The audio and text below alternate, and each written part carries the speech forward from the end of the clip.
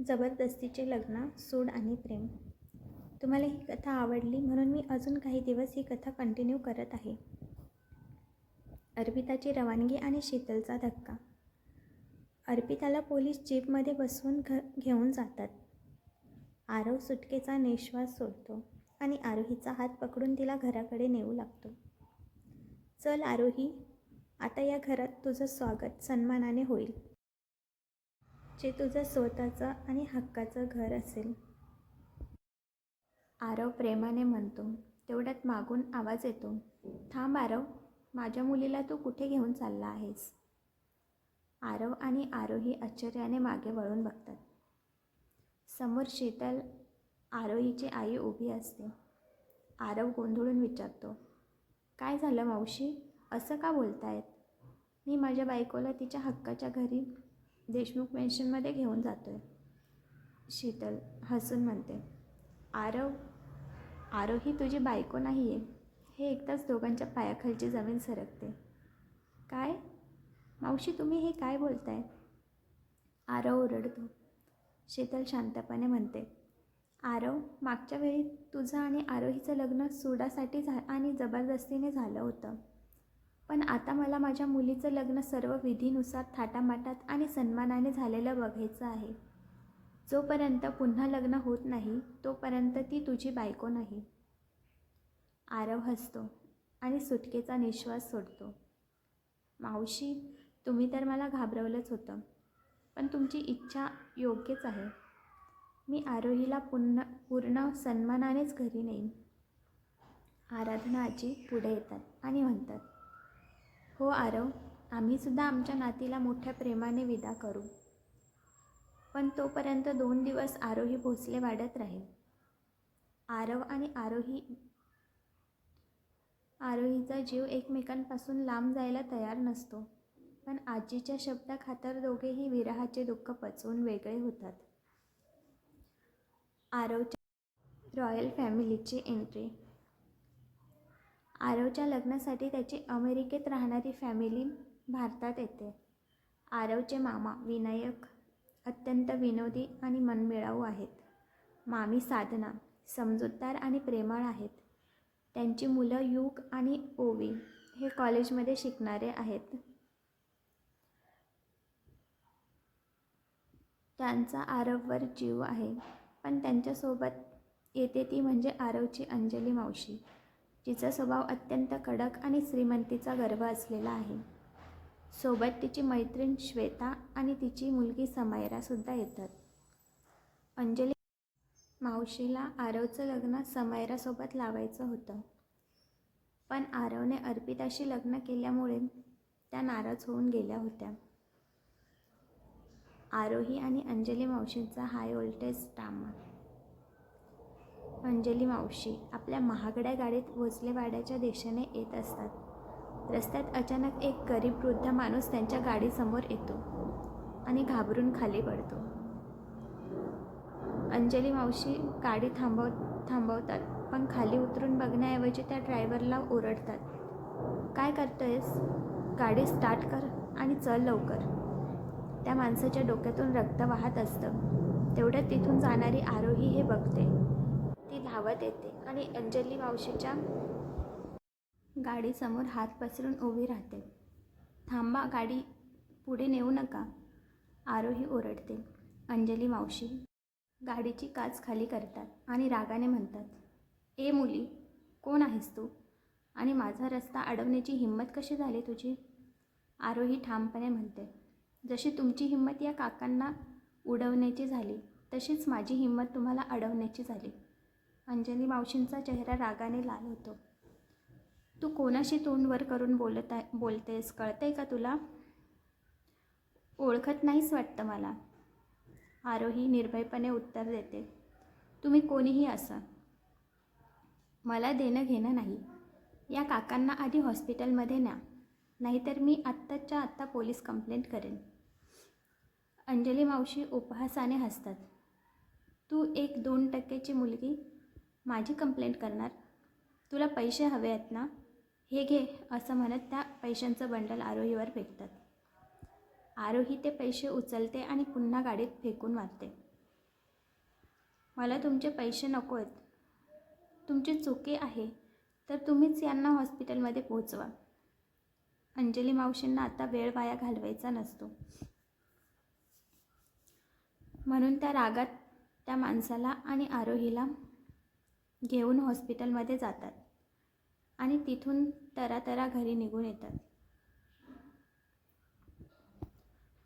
देशमुख मेन्शनमधील संवाद आणि समायराचा प्रवेश. अंजली मावशी घरी येऊन खूप बडबड करत असतात. साधना मामी आणि आरव तिथे येतात. काय झालं अंजली ताई, इतक्या का चिडलायत तुम्ही? मामी विचारतात. अंजली मावशी म्हणतात, आज एका भिकारड्या आणि आगाऊ मुलीने माझा रस्ता अडवला. आजकालच्या मिडल क्लास मुलींना खूपच शहाणपण सुचतंय. आरव हसून म्हणतो, मावशी तू अजून बदलली नाहीस ना? अंजली मावशी आरवला मिठी मारतात आणि म्हणतात, कुठे आहे तुझी ती होणारी बायको? मला भेटवणार नाहीस का? बघू दे तरी कशी आहे ती. आरव म्हणतो, ती भोसलेवाड्यात आहे मावशी. अंजली मावशी नाक मुरडत म्हणतात, मी तुला आधीच म्हटलं होतं समायराशी लग्न कर, पण तू त्या अर्पिताच्या नादी लागलास आणि फसवलंच ना तिने तुला. म्हणून मला हे मिडल क्लास लोक आवडत नाही.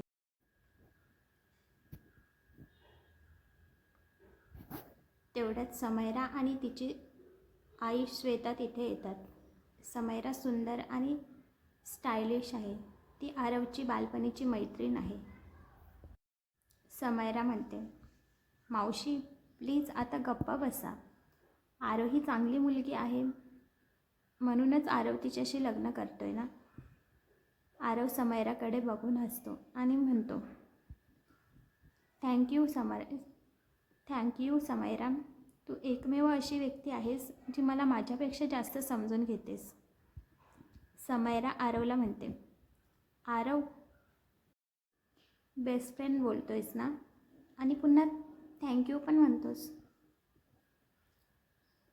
देशमुख मेन्शनमध्ये आज शगुनची तयारी सुरू होती. आरवचे मामा मामी ओवी आणि युग सर्वजण तयार झाले होते. आरवने सुद्धा छान कुर्ता घातला होता आणि तो जाण्यासाठी निघाला होता. तेव्हा साधना मामींनी त्याला थांबवलं. अरे आरव, तू कुठे निघालास? शगुन घेऊन फक्त घरची मोठी माणसं जातात, मुलगा नाही जात. आरव आश्चर्याने म्हणाला, पण मामी का नाही जात? लग्न माझं आहे ना, मग मला तर जायला हवं ना माझ्या बायकोसाठी. ओवी जोरात हसायला लागली आणि म्हणाली, अरे दादा, एवढी काय घाई झाली आहे वहिनीला बघायची? फक्त 2 दिवसाची तर गोष्ट आहे, मग ती कायमची तुझ्या जवळच असेल ना. ओवीने आरवची खेचली. तसं सर्वजण हसायला लागले. आरव थोडा लाजला पण त्याचा चेहरा पडला. तेवढ्यात अंजली मावशी कडक स्वरात म्हणाल्या, आरव, मागच्या वेळेला तू तुझ्या मनमानेने वागला होतास. अर्पिताशी परस्पर लग्न केलंस. आत्ता तरी आमचं ऐकून घे. शगुन देताना नवरदेवाने तिथे असणं शुभ नसतं. आरवने हार मानली आणि म्हणाला, ठीक आहे मावशी, नाही येत मी. तुम्हीच जाऊन या. सर्वजण निघणार इतक्यात अंजली मावशींना सोनाराचा फोन आला. मॅडम, तुम्ही डिझाईन फायनल केल्याशिवाय दागिने वेळेवर रेडी होणार नाहीत, तो म्हणाला. अंजली मावशींनी साधना मामींना सांगितलं, बहिणी तुम्ही शगुन घेऊन वाड्यात जा. मी आणि समायरा सोनाराकडे जातो आणि दागिन्यांचं काम उरकून येतो. त्या दोघे तिथून निघून गेल्या. इकडे भोसले वाड्यात आरवी आरोहीला तयार करत होती. आरोहीने गुलाबी रंगाची सुंदर साडी नेसली होती. केसात माळलेला गजरा आणि चेहऱ्यावर एक वेगळी चमक होती. आरवी विचारते, ताई तू खुश आहेस ना? आज तू पुन्हा एकदा जिजूंसोबत लग्न करणार आहेस. आरोही हसून म्हणाली. हो ग, खूप खुश आहे. तुला माहिती आहे आरवी, मला वाटलं होतं माझं लग्न पण एका सामान्य मुलीसारखं स्वप्नवत व्हावं. पण जेव्हा आरवने बदला घेण्यासाठी माझ्याशी लग्न केलं तेव्हा मला वाटलं माझी ही इच्छा कधीच पूर्ण होणार नाही. पण तेव्हाच्या आरव आणि आत्ताच्या आरव यात जमीन आसमानचा फरक आहे, आरवी म्हणाली. जिजू खूप प्रेम करतात ना तुझ्यावर? आरोही लाजत. हो, खूप जास्त. आता तर आम्ही दोघं एकमेकांपासून लांब राहू शकत नाही. शगुनचा समारंभ आणि वहिनीचं कौतुक. तेवढ्यात शीतल आणि नीलम काकू आत आल्या. अगं पोरींनो, आवरलं का? आरवच्या घरचे शगुन घेऊन आले आहेत खाली, नीलम काकूंनी सांगितलं. आरोही खाली आली. तिचं ते रूप बघून साधना मामी भारावून गेल्या.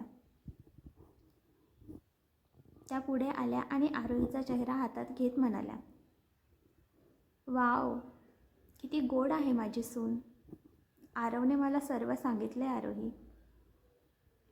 अर्पिताने तुला कसं अडवलं, तुझं आयुष्य कसं उद्ध्वस्त केलं, तरीही तू आरव आणि पिहूची किती मायेने काळजी घेतलीस. तू खरंच गुणी आहेस. युग पुढे आला आणि म्हणाला, हो वहिनी, दादाने तुझी एवढी तारीफ केली होती की आम्हाला तुला बघण्याची खूप इच्छा झाली होती. दादाने जे सांगितलं होतं त्यापेक्षाही तू जास्त सुंदर आहेस. आरोही वाकून विनायक मामा आणि साधना मामींचे पाय धरले. त्यांनी तिला भरभरून आशीर्वाद दिले. आराधना आजींनी विचारलं, आरवची मावशी नाही आल्या का? त्यांचा फोन आला होता, मामी म्हणाल्या. त्यांना सोनाराकडे जावं लागलं म्हणून आम्ही शगुन द्यायला आलो. साधना मामींनी आरोहीला कुंकू लावलं. हिरवा चुडा आणि शगुनची ओटी भरली. सर्वजण नाश्ता करून निरोप घेऊन निघाले.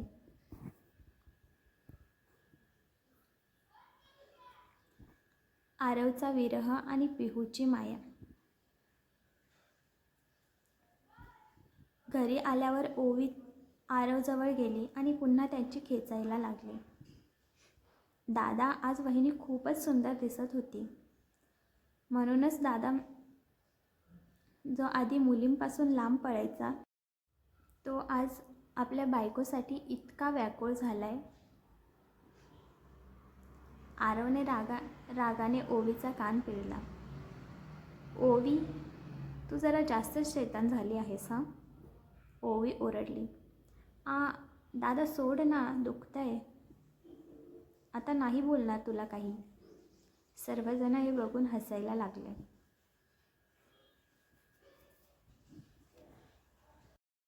रात्री आरवने न राहून आरोहीला फोन केला. आरवचा आवाज ऐकताच आरोही म्हणाली, आरव, काय झालंय? रात्रीचे 11 वाजलेत. आरव कातर स्वरात म्हणाला, आरोही, मला करमत नाही ग तुझ्याशिवाय. हे घर किती शांत वाटतंय. पिहू कुठे आहे? आरोही हसली आणि म्हणाली, पिहू माझ्याजवळच आहे. ती माझ्याशिवाय राहत नाही ना, म्हणून तिला इथेच ठेवून घेतलंय मी. ती झोपली आता.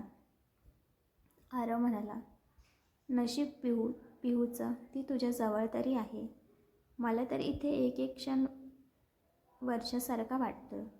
कधी एकदा 2 दिवस संपताय आणि तुला मी कायमची या घरात घेऊन येतोय असं झालंय मला.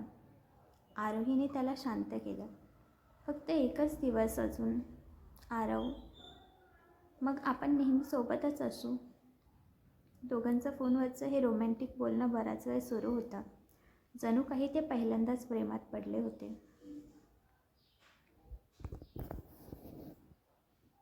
तर काय होईल पुढे? जेव्हा अंजली मावशी आणि आरोही एकमेकींच्या समोर येतील तेव्हा कशा रिॲक्ट होतील दोघे एकमेकींसोबत? आणि अंजली मावशी आरोहीचा स्वीकार करेल का आरवची पत्नी म्हणून?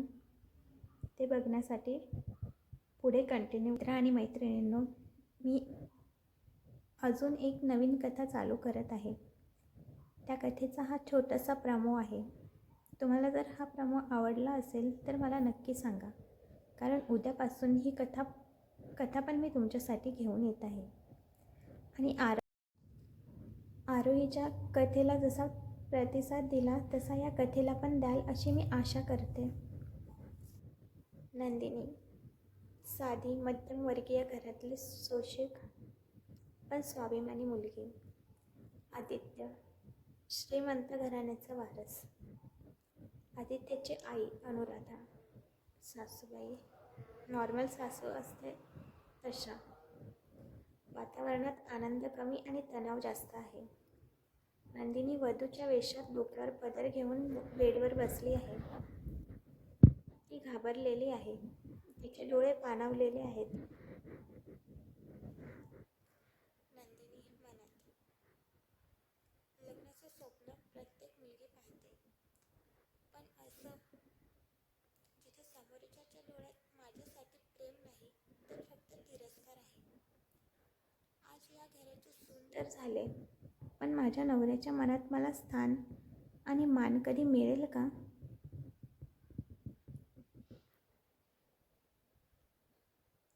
आदित्य रागात, बघ नंदिनी, स्पष्ट सांगतोय, हे लग्न माझ्यासाठी फक्त एक नको असलेलं नातं आहे. माझ्या आई वडिलांनी काय होईल पुढे? अंजली मावशी आणि आरोही समोरासमोर येतील तेव्हा अंजली मावशींना कळेल की आरोहीच आरवची होणारी पत्नी आहे. तर त्या ॲक्सेप्ट करतील की नाही हे उद्याच्या भागात कळेल. तर मित्र आणि मैत्रिणींनो, मी एक नवीन कथा चालू करत आहे. त्या कथेचा हा छोटासा प्रोमो आहे. तुम्हाला जर हा प्रोमो आवडला असेल तर मला नक्की सांगा, कारण उद्यापासून ही कथा मी तुमच्यासाठी घेऊन येत आहे. आणि आरोहीच्या कथेला तुम्ही जसा प्रतिसाद दिला तसाच या कथेला पण द्याल अशी मी आशा करते. नंदिनी साधी मध्यमवर्गीय घराण्यातली शोषिक पण स्वाभिमानी मुलगी.